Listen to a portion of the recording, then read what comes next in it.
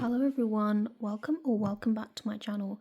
As you've probably already seen from the title, today I'm going to be showing you a step-by-step guide on how to make a collar for your ESSA or for your own pet.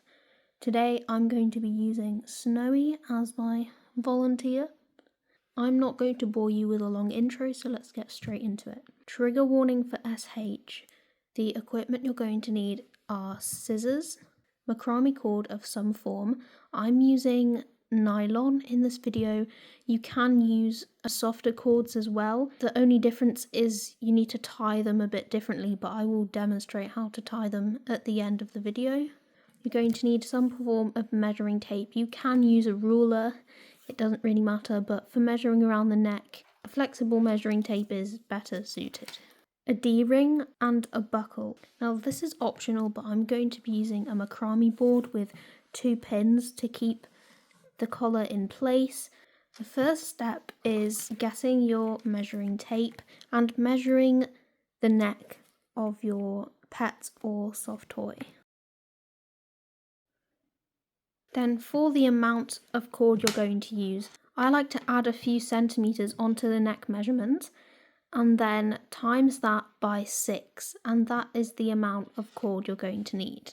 For example, I've made Snowy's 18 centimeter neck 20 centimeters, so I need to cut 120 centimeters of cord.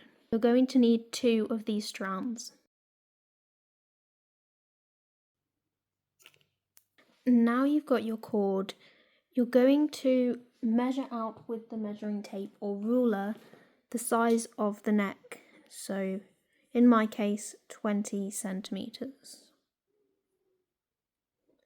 Then you're going to keep your finger there and fold the piece of string in half at this point.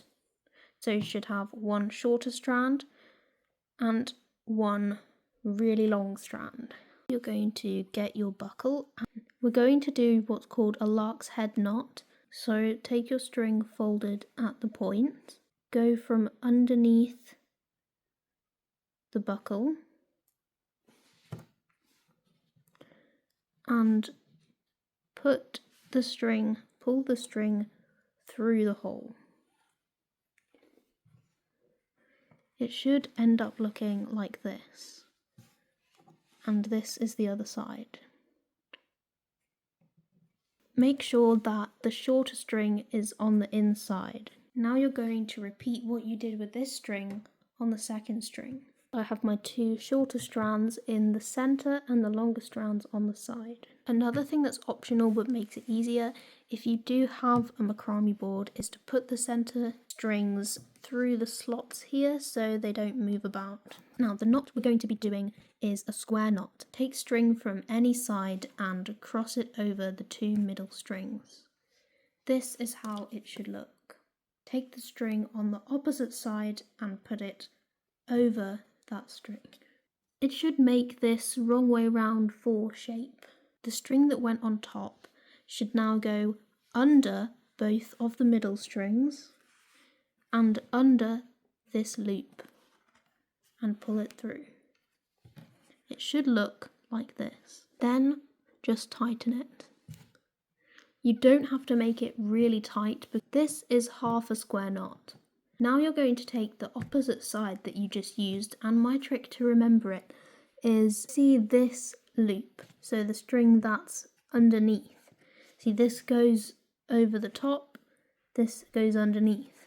It's always this one with the little circle that forms the loop.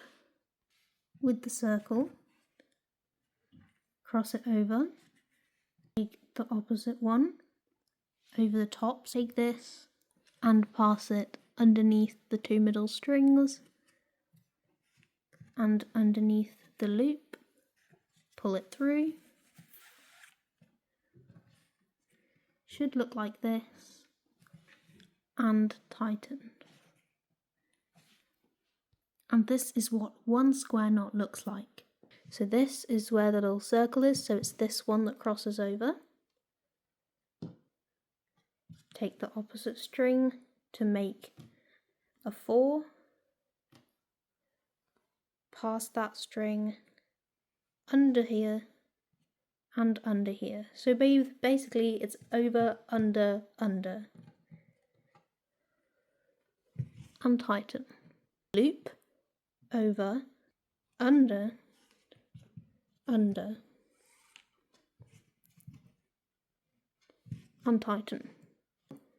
Loop, over, under, under. Once you've done a few of these square knots, you can get the D-ring. You can put this in at the end of the collar, but I like to do it at the beginning. You're going to take out these two strings if you had them in slots and pass the D-ring through the two middle strings. It should look like this. Then you just continue to do the square knots. Take the D-ring, make sure it's on top and tighten. And then you carry on.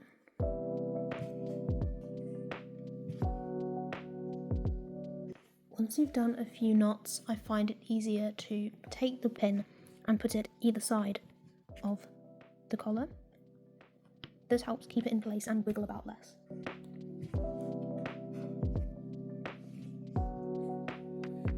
It's time to add the second part of the buckle. To do this, you're going to pass all 4 strings through the hole in the buckle, like this. Then you're going to turn the collar around and fold all the string over like this. I'm going to start by demonstrating how to finish it off with polyester or a nylon cord, and then I'll show you how to do it with cord that cannot be melted. Put the 2 center cords in the middle, so it should look basically how it looked when we started, and do a square knot.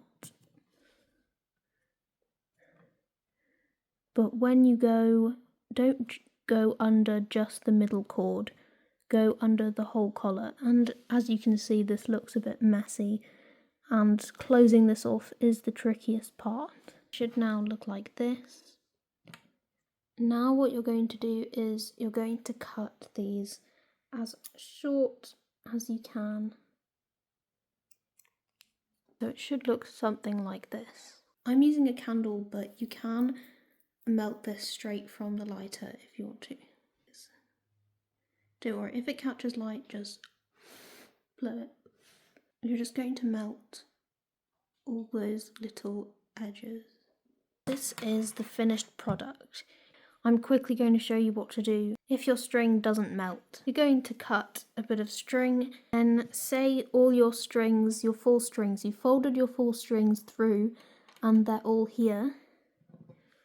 You're going to make a loop and put it over your 4 strings. Then you're going to take the longer part and start wrapping it around the collar. Oh, that's what it's called. It's called a wrap knot. Once you've gone round quite a few times, you take the long bit of the string and put it through the loop. Then this shorter bit that's dangling here, you pull. Then you just cut here, and tuck it in.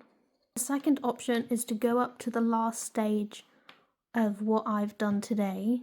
Leave them a bit longer, fold them down, and use any sort of glue to glue them down. Here it is.